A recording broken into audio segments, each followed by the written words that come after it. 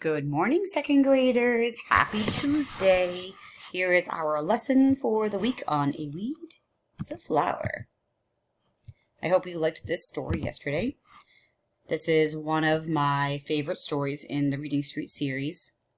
There's also a really great companion text that comes out with it, with this book called The Sleuth. And so it's just a bunch of articles that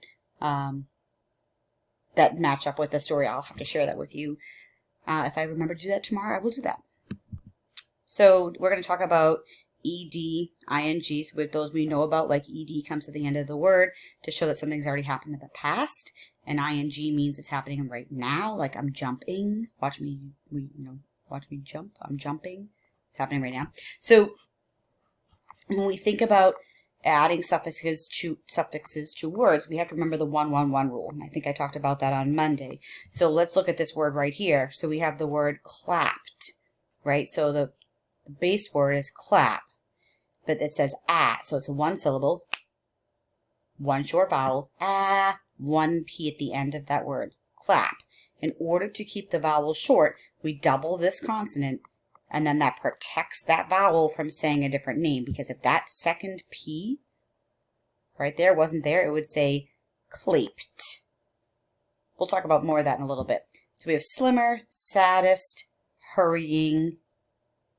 We keep the Y to preserve that sound. Heavier, happiest, traced, shining, wider. We should talk about that one later. That's a good one. I'll give you a little hint. There's only two words, I believe, in the English language that have two I's in it. Think about that one, parents, if you know. Is the tinier puppy running away from the bigger one? So we're looking at one is the smallest, one is the bigger. The whitest cat raced to a safer place in the storm. There's your and est. Jenny is shaping the reddest, squishiest clay I have ever seen. Go, Jenny. All right, so each part of these words will have, you're actually not going to be writing them, although it would be totally cool if you wanted to grab a slate and write them down, but I wasn't planning on that. So here we go. Oh, just kidding. I'm glad you didn't want to do that because it's not there anymore. Sorry. Sometimes I add slides in and delete them, and then I forget that I probably should have removed more than I did. It's okay. So these are our high frequency words. Yesterday you should have taken out your black writing folder to put these in. If you did not do that yesterday, I'm giving you the look right now. Please do that right now. If you need to get your black notebook and write this in, press pause and join us when you're done. Chant the words as they appear. Remember, these are going to be like kind of scattered. Close. Hours, like tick-tock on a clock. Only. Neighbor. Money. Question. Taught. I don't know why it's still doing that today. Okay, you're just going to read the words so you don't have to spell them today. Only. Eyes up. Close. Eyes up. Hours. Tick-tock on the clock. Eyes up.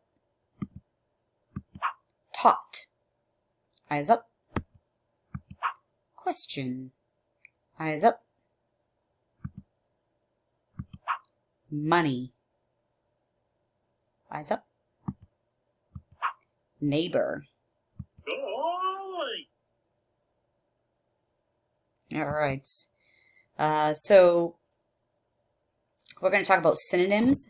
There is definitely a song called Synonyms Are Similar when you go into the ELA Songs for Learning, and it's under the grammar department. But here is another fun one I thought you guys might get a kick out of.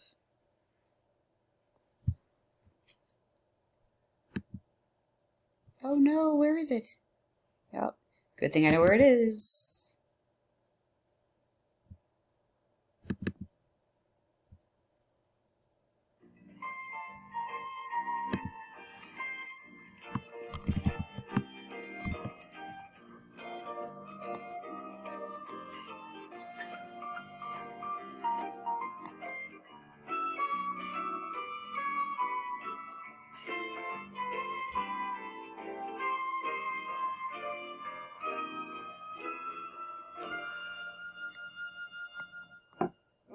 want a little picture. I would definitely say that is a tiny picture. Really? I'd say it was itsy bitsy myself. That is an enormous picture. Why, I'd say it was humongous. Well, I would say it's tremendous. I might even call it stupendous. You would? Just look at this. Isn't it fantastic? No, it isn't. It's terrific. Fantastic. Terrific. Fantastic. Terrific.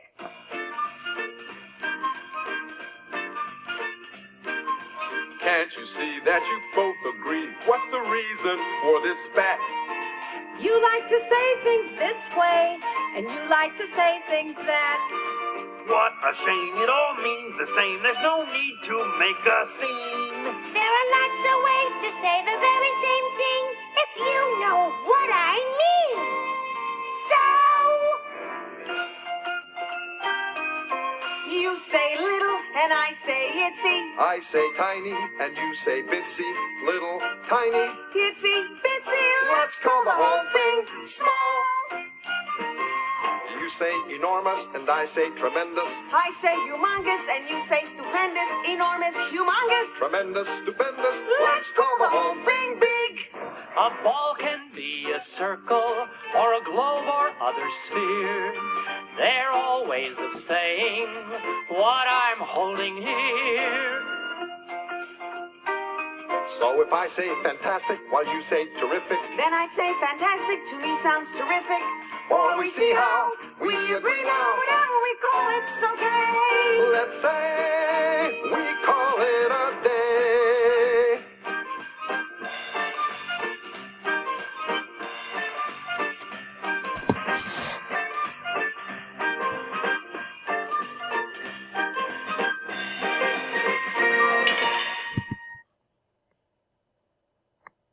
I thought you might like that little treat.